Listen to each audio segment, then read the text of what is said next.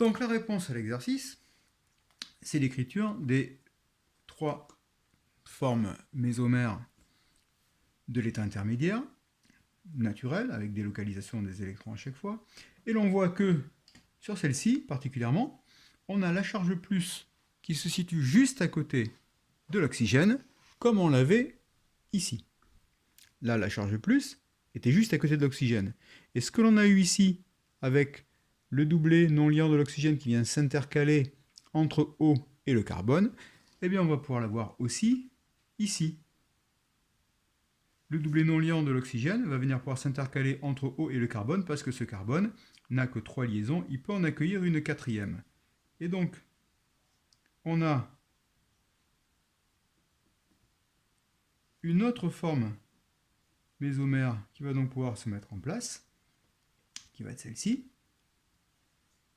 Cette liaison-là ici, celle-là ici. Le substituant arrivant, toujours le H en place. Et dans cette forme mésomère, qui est la même écriture que là, avec le doublet non liant venu s'intercaler là, il reste un seul doublet non liant sur l'oxygène, c'est lui qui porte la charge positive.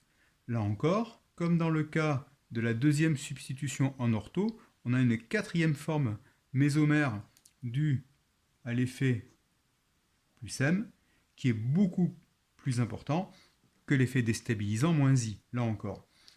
Donc, si on récapitule, le groupe OH, grâce à son effet plus M, effet mésomère donneur d'électrons, va pouvoir donc stabiliser très fortement l'arrivée du deuxième substituant en ortho ou l'arrivée du deuxième substituant en para.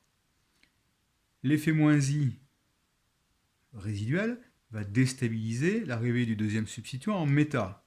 Par conséquent, pour résumer, le groupe OH, comme tous les groupes qui auront un effet plus M, va provoquer une activation.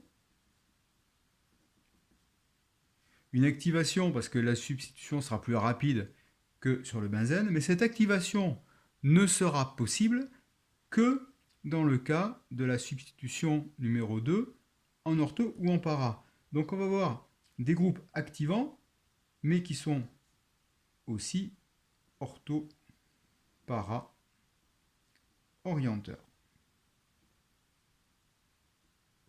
Voilà. Les groupes à effet plus M produisent une activation avec un effet ortho-para orienteur.